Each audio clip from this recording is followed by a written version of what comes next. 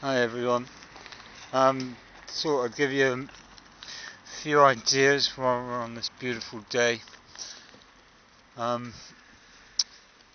One, there's a film out on YouTube called Oh Canada Movie that illustrates the fundamental problems we have in the world from a distinctly Canadian point of view. Now, what this film illustrates is that what applies in Canada applies here in Bournemouth, in the UK, and all around the world. And I'd recommend that you watch it.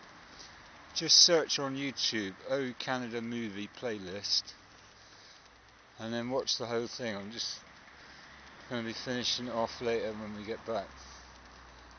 But what it illustrates is that the whole world is built on debt. Government goes to the Rockefellers lends the government money, the government takes our money, and pays off the compound interest. And one day you owe $1 trillion, the next day you owe $1.5 trillion. Phenomenal amount of money. Phenomenal! All because the government can't manage our taxes properly. Because the Rockefellers and the bad guys and the big national private banks have basically blackmailed the government into giving the banks exactly what they want, which is our money. Our money, not theirs, just to pay off stupid interest. Now, I don't quite know what to do about that, but one idea I've got is to ask you, the people, what should we do about it? Tell the truth and let us decide. Let us decide what to do.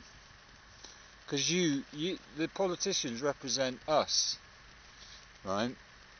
We give them our vote, and then the vote gets us crippled, bankrupted, abused, corrupted, and their incompetence, e.g. the fact that they're borrowing money off the banks, and the banks are crippling us with interest, is proof to me that the whole fundamental system is fundamentally flawed. I don't know if that makes sense. I don't really care what the bankers think, but I do care what you, people of Bournemouth, think. I do care what the people of Indonesia think. I do care about the child labour in China. I do care about the massive ecological damage chopping down a single Amazonian tree costs. I do care about how you, the people, vote. I do care that people like Rockefeller, David Rockefeller, Nicholas Rothschild, a guy in Canada I learnt today called Demere, owns this company called Paracorp. And Paracorp is a Bilderberg Group, CFR, Council of Foreign Relations, all that kind of stuff. Friends with Clinton and Bush and FDR Roosevelt years ago. So what do we do about all of this debt? This $52 trillion of global debt. Well, in my naivety, in my lack of understanding, I'd say default the lot.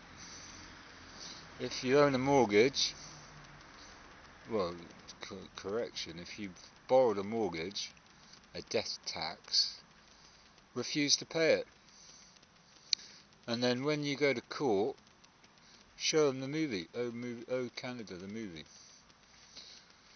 Right? And then stand up for yourself. Just whatever debt you've got, whether it's a social fund with me, whether it's a mortgage for your nice posh house, or a nice interest-free loan for a car, default, break the law. But it's not your law. This is the problem. The Bank Act in Canada, for example, wasn't written by the people for the people. It was written by bankers for bankers. The Federal Reserve Act of 1913 in America was not written for the people by the people. It was written by bankers for bankers, so that the Federal Reserve System can perpetuate, can create this compound interest, debt-ridden society that if Nicholas Rothschild, for example, said to his friendly banker, cease trading, they'd cease trading.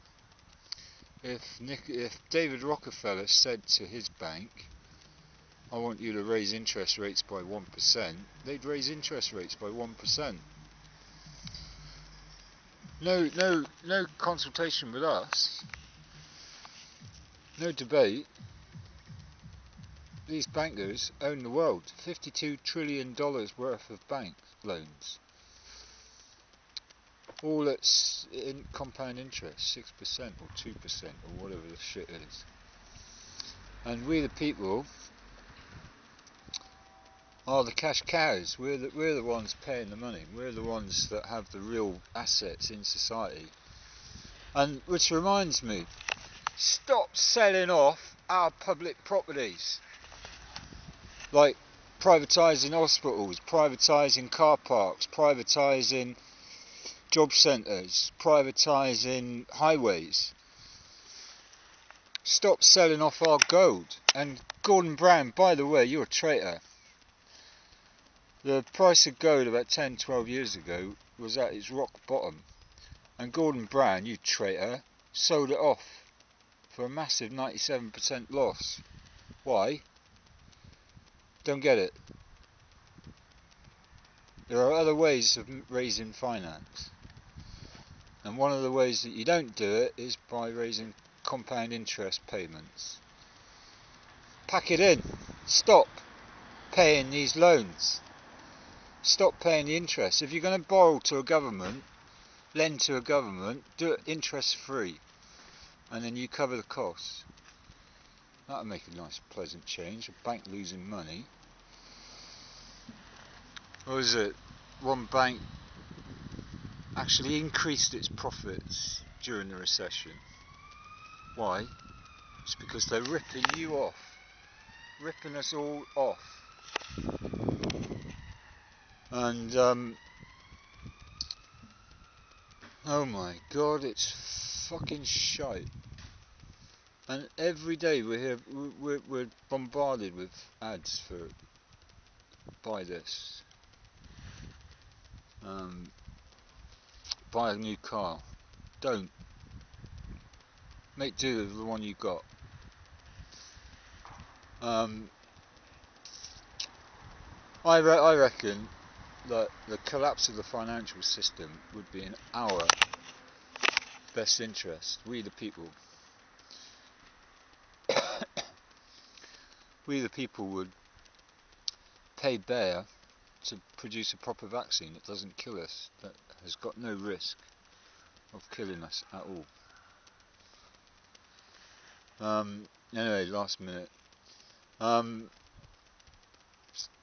I still say you should vote, even though the bankers are crippling this world. $52 trillion worth of debt. And why? Because, again, I say it again, because the government are incompetent. They all done their economics degrees, they've all done their law degrees, they've all done all of their education at our expense. And then the moment they're in power, they change the rules to say we all need debts, we all need student loans. Education should be free. Free at the point of delivery, like healthcare, like policing, like roads. Even air travel should be free. Because if we don't, we get things like hyperinflation in Zimbabwe. And Indonesian shoe salesman selling things for 15p to Walmart. Anyway, I'm going to knock it on the head there, and I'll be back for part 2 in a sec.